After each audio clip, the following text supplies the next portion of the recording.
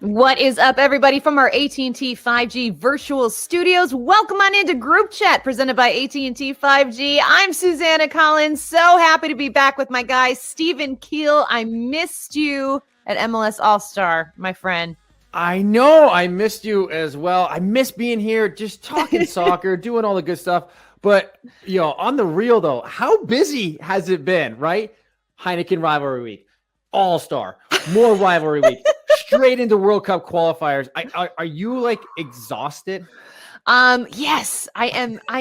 The answer is yes. Yeah, I am physically and mentally exhausted. You know what? I realized too, after LA, my whole body hurt. And I was like, why? What is going on? And I was like, I just realized I hadn't been on my feet that long for those extended stretches of time for a really long time. It's been almost 2 years. And so I was like, am I just getting really old? And then it was like, no, Susannah, your body is just not used to this. Cause I was running around LA like a crazy person that entire time. And so physically I'm still kind of recovering. But mentally I'm great. I'm loving all this soccer. I love that we have so much to talk about, but yeah, non-stop. It's just, non-stop. Listen, this body it's not working the way it wants to. I got to get back into game shape, Yeah. Get game fitness. Get your game fitness in. Seriously. On a different note, I know that there have been so many people affected by Hurricane Ida and the effects, obviously the just complete destruction that we've seen down in Louisiana and then in New York, where you are, Stephen Keel, the flooding that we saw last night. I just want to make sure we say to everyone that our thoughts are with you guys. We are just thinking of you, praying so hard for anybody that's been affected. It's been really quite horrible to see all this unfold.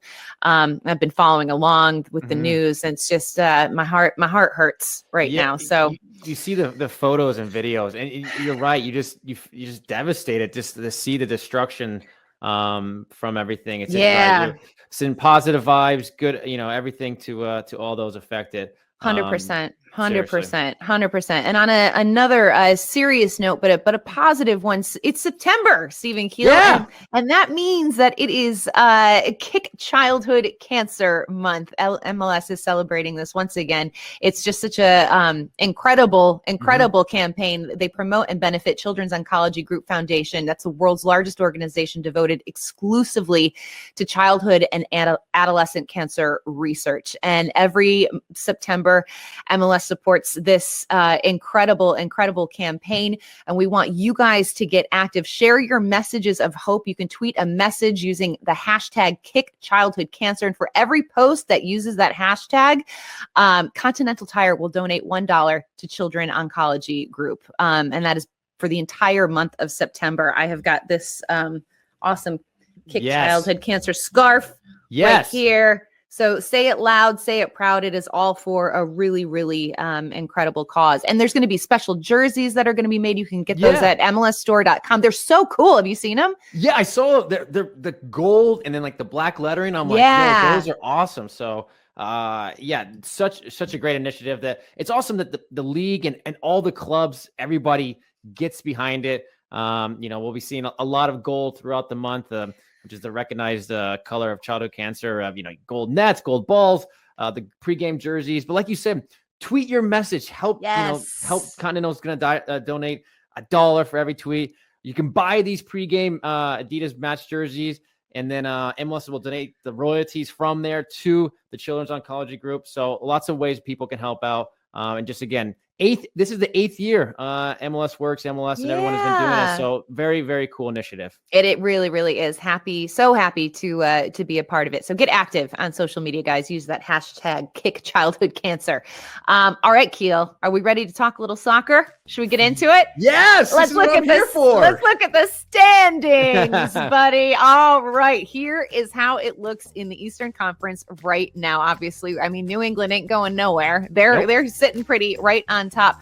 But can I just, this is the Columbus Crew, who I know that you and I both picked to win MLS Cup this year. Basically, we had them sweeping every awards category. They are currently sitting below the playoff line. Now, they did beat their rivals, their Hell is Real rivals Cincinnati 3-2. And I'm just wondering, is there enough time? We're kind of in this, we're almost to that playoff push, right? Like, is there enough time for Columbus to make up some ground in these last sort of 12 weeks of the season? Can they do it? I mean, I think they can. You look at that roster, you think 100% they have the talent to do it, but they're just, I don't think anybody expected to see them in below the playoff line at this point in this season. And I just want to give some love to a couple other teams. DC United, who is slowly but surely creeping their way up those standings. They're currently in 7th place right now on 30 points. Lasada Ball is working. And also Montreal, who we never talk about enough, still in the mix. Still in the mix. And I just think, you know what? They're a team to watch. They're unbeaten in their last 4 games. So listen, a lot can happen between now and the end of the regular season, but it's very, very tasty and interesting right now, Keel. And the name of the game is you just got to get in the playoffs, and then anything can happen. One game, you never know what can happen. Team gets in, is hot, goes on a run. Next thing you know, they're listed MLS Cup. But out to the West we go. And the team, I tell you what, that I'm just keeping an eye on, as always, in 3rd place, the Colorado Rapids. Heck yes. Heck yeah. 4 points out of 1st place, but they have 2 games in hand. They take maximum points like that, they can see themselves at the top of the Western Conference. And, I mean, just you can't say enough of the job that Robin Fraser and that team has done. But also, Susannah, what I'm so curious, and we seem to have it happen every year, look at 6 through 11. I know! Right? 3 points from Crazy. 6 teams. Only 2 of those teams are going to make it.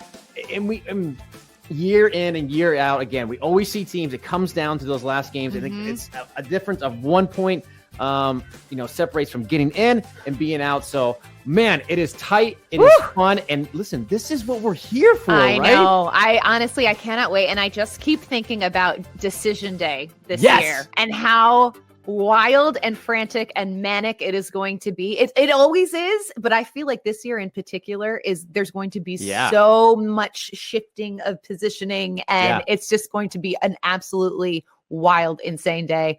And I can't wait. Selfishly, I just can't wait. I know. From a neutral's perspective, this is amazing. This is what you want. You couldn't ask for more. All right, let's talk a little game previews heading on into this weekend, starting with a Friday evening matchup between Nashville FC and NYCFC. That game at 7:30 p.m. Eastern on ESPN Plus and DAZN. Now, these 2 teams are sitting 3rd and 4th in the East, as we just saw. Okay. Just 1 single point separating these guys. Nashville coming off a big win against Atlanta, NYCFC with a huge win against the Revs. And do you know what I realized too? This is the first time these 2 teams are playing each other. Oh, is it? Yeah. Right? Crazy. So there's no, we can't look back on past performances of these 2 teams facing off, because there's nothing to go on, because this is the first time that they played each other. But Nashville, man, they only have 2 losses on the season. Crazy. They have been unstoppable at home. They've only lost 1 of their last 24 home matches. Okay. It's crazy. NYCFC now is winless in 5 straight on the road. They too have been really, really good at home, but they've been a little bit shaky on the road. So this could be a huge statement game for them to kind of prove that they are capable of getting wins against a very good team at home. And NYCFC, man, we talk about just kind of their variety in terms of the weapons that are on that team, right? And I can't look past Tati Castellanos. He is on fire. The guy has 10 goals this season, and he has just been outstanding. We've seen contributions from Maxi Morales, all the guys that you expect to play well. They're playing really, really well. So it's going to be, that's a lot of firepower. And Walker Zimmerman is with the U.S. men's national team right now for Nashville. So defensively, you got to kind of find ways to shore up that back line with his absence. So this is going to be a really, really interesting. This is a huge 3 points. For both teams. This is one of the absolutely. And you talk about NYCFC, and you talked about Tati Castellanos and scoring goals and Maxi Morales, but the relationship between those 2, especially in the game against New England, you can see just how they kind of click, and they just know where each other's going to be. They know how to make the runs and see the passes there. But when I look at this NYCFC team, you kind of look at it 2 ways. One, you look at kind of stats, and you look at the eye test, as people like to say it. And the stats are there, right? They got a clean sheet against New England. Their 5th clean sheet in their last 8 games. They're tied for fewest goals conceded, 19 on the season. And they have the league's best goal differential out of everybody in the league, plus 17. So wow. The stats are there, but then you watch this team and they're fun, right? They got weapons all over the field. They play energetic soccer. It's enjoyable to watch. So you combine with a team that doesn't concede much. They score goals and they got difference makers all over the field. That's a pretty good recipe for success. It's all right. You're in pretty good shape. I like it. Yeah, this one is going to be a whole lot of fun. That game again, Friday evening, 7:30 p.m. Eastern, ESPN Plus and DAZN. All right, let's move it on over to our next game preview. LAFC taking on Sporting Kansas City, 10 p.m. Eastern on Unimas, 2DNA, Twitter, and ESPN Plus. Sporting Kansas City, they're having a great season, 2nd place in the West right now. They're just 2 points behind Seattle. They've had 3 consecutive draws heading into this.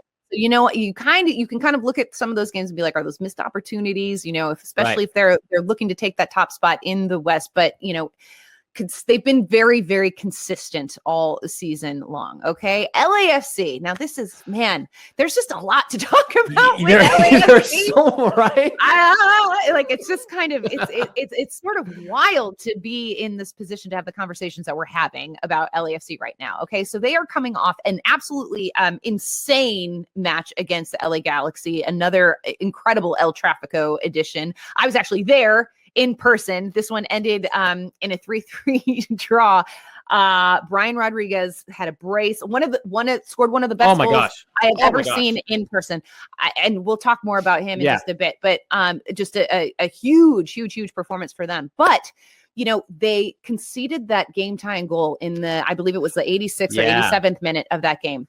And I was at this match live, and after the game, I was catching up with some of the LAFC supporters, just trying to kind of take their temperature about how they felt about this. Because in some ways you're like, well, we scored 3 goals against the Galaxy, who are a very good team. But you had the lead. You had the lead late in the game, and you let it slip away. And so I was like, are they going to be happy about this? Are they going to be happy with grabbing a point, or are they going to be, disappointed once again? And the overall reaction was, they were pretty bummed. It's not good vibes around the fan base in LAFC right now, because they've never been in this position, right? It's crazy.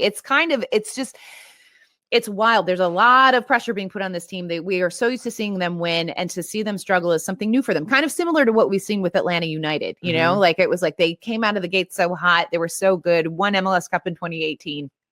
And then they struggle. And so the fan base is sort of kind of coming to terms with that. But I mean, I will say, like, the game atmosphere was absolutely insane. It was one of the wildest El Tráfico matches. I've been to a few, and this was unbelievable. The 32-52 just on their feet the whole time. It was incredible. I brought a friend who had never been to an MLS match, and he was like, this is nuts. And I was I'm like, you have to understand that this is like, this is the creme de la creme of atmospheres right now. So appreciate it. Take it all in. But we have to talk about Diego Rossi as well, because it just announced that he is heading over to Europe. He's going to be playing for the Super League in Turkey.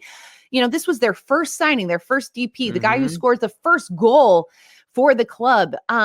And just such a important integral piece of the fabric of that entire team from the very start. And we've seen these pieces just sort of leave. You know, it started with like Walker Zimmerman, and now Mark Anthony Kaye is gone. Diamande. Diego Rossi's gone. And I'm looking around at this roster, and I'm like, who steps up, you know, like how do they kind of right this ship? And I have a lot of confidence in a coach like Bob Bradley. He's been around, he's seen some things, he knows what he's doing, but Keel, when you look at this roster now, what they're left with, the absence of Diego Rossi, like, what are they going to have to do? Who's going to have to step up? How do they find themselves above the playoff line at the end of the season, working with what they have? And I think it starts with the guy that you mentioned. That I don't want to say he had a coming out party against the Galaxy, because I think everyone's known his talent and his ability, and that's Brian Rodriguez. What he showed. I mean, the individual goal just speaks volumes of his talent. I know we're going to dive into him a little bit better, but it's interesting. Like you said, you know, Walker Zimmerman's out, Mark Anthony Kaye. It almost seems like we're starting to enter a new era for LAFC. Carlos Vela, his contract's up at the end of the year. Will he stay? Will he go? That remains to be seen.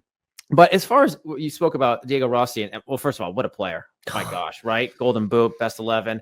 You know, young MLS player, young player of the year, just a fantastic talent. But you know, LAFC, the front office has been pretty outspoken that, you know, this is kind of what the model is. They want to identify talent, they want to bring that talent in, develop it, and then kind of, you know, send it on its way, that in the best interest of the player and the club. And for all accounts, this fits that bill. It's technically a loan, but I think everyone, you know, everyone knows it. I think assumes this is kind of the last game Diego Rossi has played for LAFC. They expect it to be a permanent transfer. And if that's the case, it should be a club record deal for LAFC. So that's good business.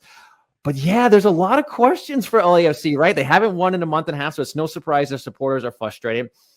They're scoring goals, but they're also conceding goals through individual errors and collective errors. So a lot of questions. But I think, you know, going back to your answer, I think Brian Rodriguez, I think it's a lot of pressure. A lot of expectations are already on him with Rossi going, especially going forward. Vela still injured, I believe. A lot of pressure is going to fall on him. Absolutely. So with that, it is now time for our 22 under 22 presented by Body Armor Stock Watch Player Spotlight. And guess what? We're focusing on Brian Rodriguez. The man of the hour, now, right? Exactly. Well, his stock is up right now. Yeah. As we mentioned, a brace in that match against the Galaxy. I'm not kidding. This goal that he scored, the second one, where I don't know how many defenders he juked, but like it was just tremendous. It was you could see it unfolding. Yes. Like before it happened.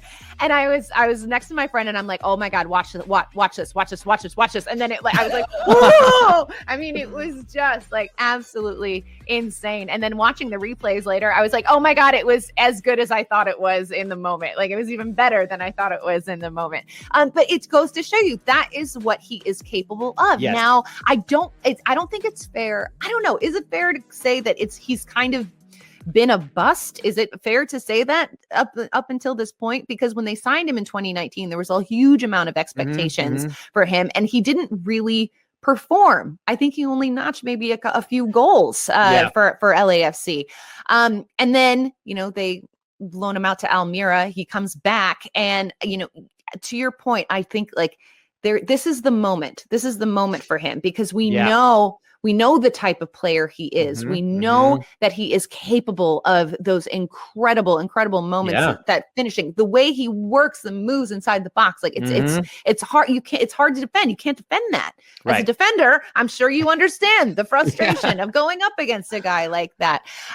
But when we watch him, Keel, from your perspective, what makes him, when he is on, what makes him such a dangerous player? Well, you see it and you saw it, and obviously that moment is going to live forever, you know, in MLS vaults of great individual efforts. But in that moment, and in the game as all, because he had a great game as well, you can see that he's dynamic. He's a great dribbler. He's quick. He's good 1v1 technique, and you know, he can dribble by guys, and then he can have the finishing touch. So, but also, you know, you watch this game and you see that he's smart. You know, he can read the play. He can find spaces. He combines well with others. And I know that's something Bob Bradley just continues to stress and try to, you know, get the most out of him. But he's a special player, right? He's a special player. You see in those moments what he can do. So again, I think so much of the success of LAFC is going to come on his shoulders, right? With players departing, injuries, what have you. It's going to be up to him to rise to the challenge. So I think what hopefully is he can take this game, the confidence he's got to have from that match. Again, he would have loved to, if one of his goals turned out to be the game winner, it'd have been the icing on the cake. But what can he do next game? Can he continue that form? Because there's no question that the potential, the talent, it's all right there. I think just what's been missing is that final, like you said, the box score, the goals and assists.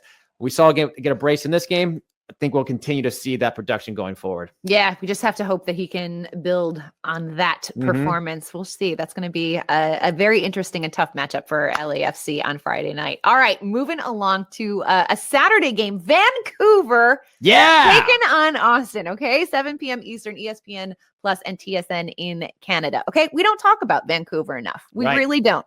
We just don't. And there's also been some moving and shaking going on north of the border with them. They parted ways with Marc Dos Santos last week. Okay. And this came after a very tough loss in the Canadian Championship. Okay. So, but before that, they had three wins in a row in MLS, unbeaten in 9 games. And they are sitting just below the playoff line right now. But before that, before this kind of nice little run of form, they had 8 consecutive losses. Okay. Yeah.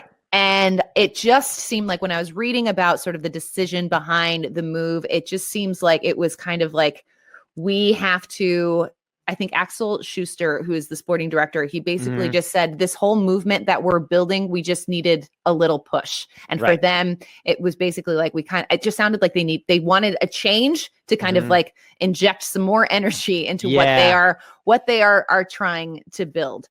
They had just came off a big 4-1 win over RSL. Vancouver is one, like again, we just don't talk about them enough, Stephen Keel. So what, having kind of watched them this season, what are your takeaways from this team? What's your sort of assessment? Well, it's interesting. Anytime a club parts way with their head coach midway, usually it's not a good situation. No. I think, even Axel Schuster called the results, like those 8 games unbeaten MLS, a little bit fake. Which again, not a good thing, but I don't think it's all doom and gloom for Vancouver. And I actually kind of feel almost a little bit differently, that I think there's a lot of positives from this team. Yeah. First of all, their new DP, Ryan Gauld, knocks it out of the park, right? This dude is legit. This dude is the real deal. It seems like he's directly involved in almost all of their goals, whether he's scoring, assisting, drawing fouls. Anytime Vancouver is dangerous going forward, he's at the heart of it in some capacity. So they knocked it out out of the park with that signing. And again, given everything that's gone on, they still have won 3 in a row, right? 9 points from 3 games. You're going to take that in a heartbeat.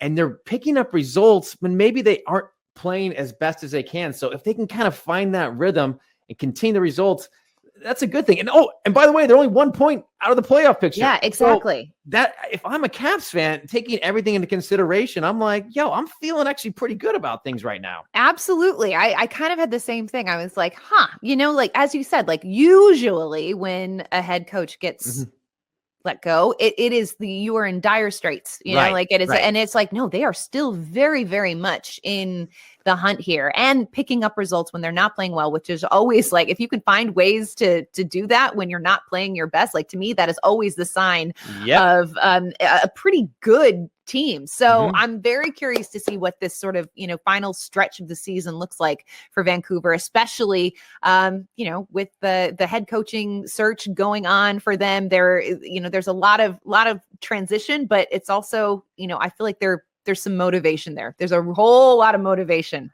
for them. So it's interesting. Must see TV.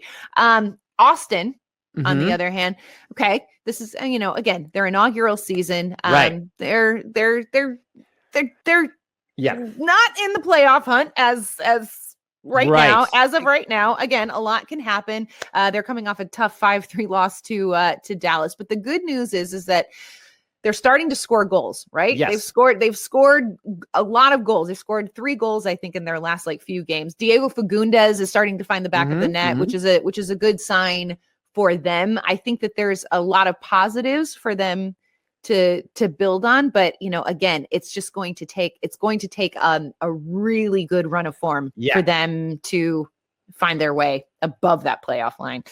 Yeah, 'cause I think it's fair. Things haven't quite gone how Josh Wolf and company would like. But listen, I'm here. I know you're a positive person. I'm a positive person. So we're going to find some positive in this. And one, like you nailed it. They're starting to score goals. Yes. 6 goals in the last 2 games. That's a good thing. Their DP signing, Sebastian Drusi, starting to find some form, a goal and 3 assists in his last 3 games. He looks to be like a special player, which is great. And last, and probably almost most importantly, Q2 Stadium, you talk about atmospheres in MLS. I mean, you watched, it's similar to when you watch El Tráfico. You can feel that energy coming through. It's like you watch a game in Austin and you're like, oh my gosh, this place is rocking. So again, the reality situation is Austin sitting near the bottom of the West.